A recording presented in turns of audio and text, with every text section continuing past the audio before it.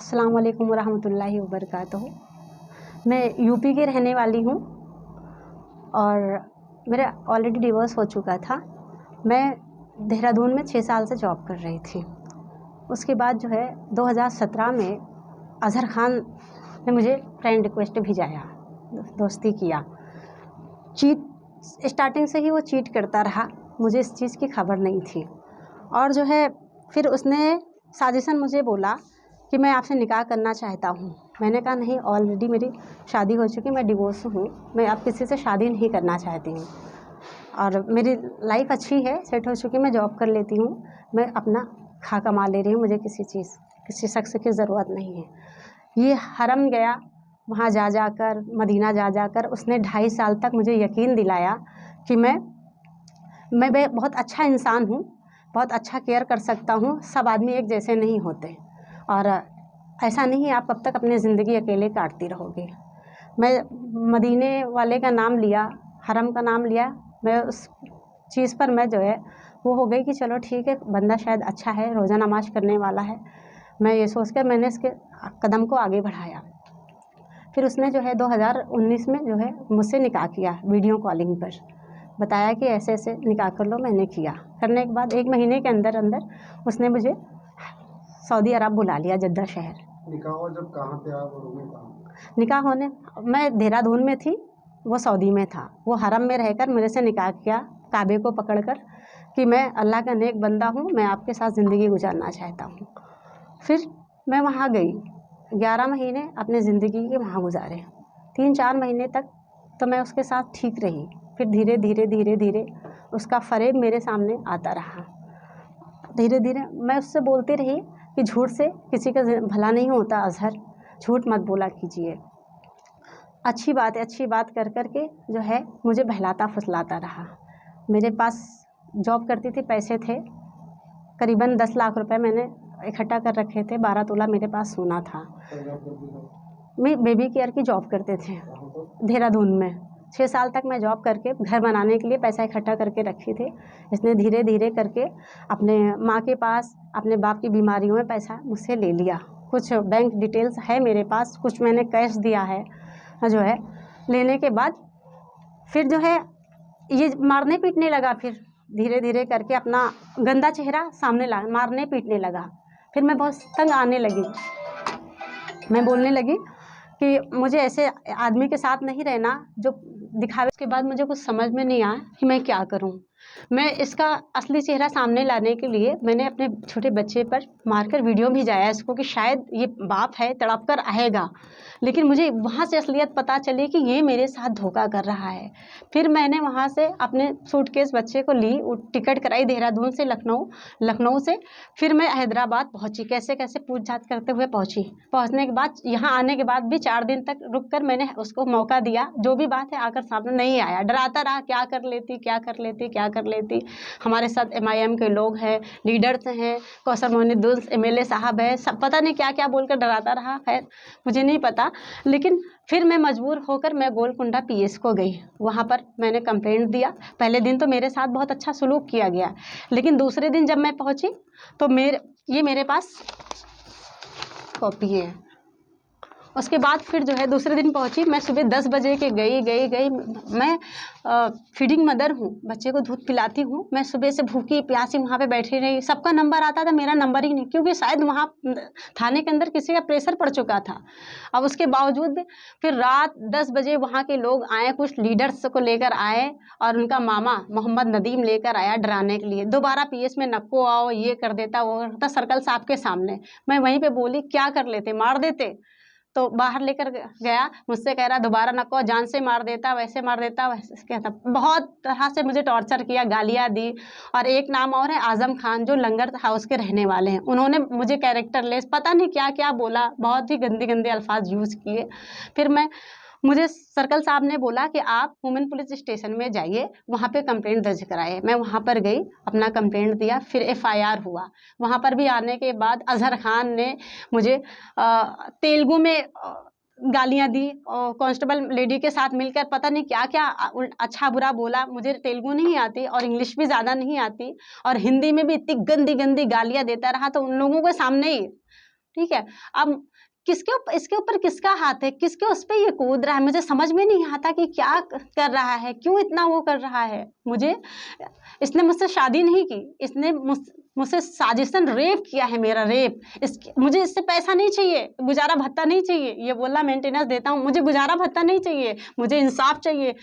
इसको जेल भेजाया जाए। इसको 7 साल के लिए जो रेप की सजा होती है, वो इसने साजिशन एक रेप किया है मेरे साथ। इसने शादी करने वाले छोड़कर नहीं जाते हैं, शादी करने वाले छोड़। मुझे तेलंगाना पुलिस से मैं ये अपील करती हूँ, खासकर असद साहब से, अकबर साहब से अपील करती हूँ कि मैं आपकी स्पीचेस बहुत सुनती थी, आपकी हिम्मत पर मैं आई हुई, लेकिन यहाँ आकर पता चला क्या कसूर था। मेरी अम्मी का इंतकाल 8 साल पहले हो चुका था, मेरी शादी होने के 5-6 महीने बाद मेरे अब्बू का इंतकाल हो चुका था।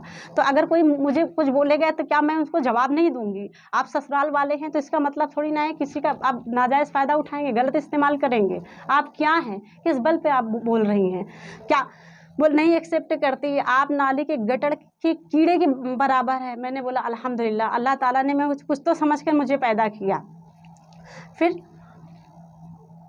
मैं धीरे धीरे फिर मेरी डिलीवरी हो गई 2021 में। मैं 4 दिन लेबर पेन में तड़पी, 4 दिन मैं तड़पती रही देहरादून में। गैर लोग आकर मुझे यकीन दिलाए कि कुछ भी नहीं होगा। मैं उसको फ़ोन करती रही। अज़हर, हाँ जी ठीक है, अल्लाह सब बेहतर करेगा। ना मेरे पास पैसा था, ना कुछ था। मैं बीवी थी, क्या आपको फ़ोर्स कर के मैं पैसा लेती आपसे खर्च? बच्चे क्या फ़ोर्स करके पैसा लेते हैं? मेरे पास 2 महीने का, देखिए मैं कुछ दिखाना चाहती हूँ आपको। ये हैं अज़हर खान, मेरे शौहर। ये काबे के पकड़ के इन्होंने निकाह किया, इन्होंने हमें चीट किया। और उनकी फैमिली, किसको, ये उनके पापा हैं रईस खान, कहाँ के रहने वाले हैं? गोलकुंडा के रहने वाले हैं, छोटा बाजार 9-8-25 के रहने वाले हैं। और इनका बड़ा भाई अफरोज, ये है अशरफ खान है। इनकी सिस्टर जो मुझे लगातार गालियां देती थी। और इन सब में सबसे बड़ा रोल इनके मामा का है, कौसर मोइनुद्दीन के साथ जो खड़े हुए हैं मोहम्मद नदीम।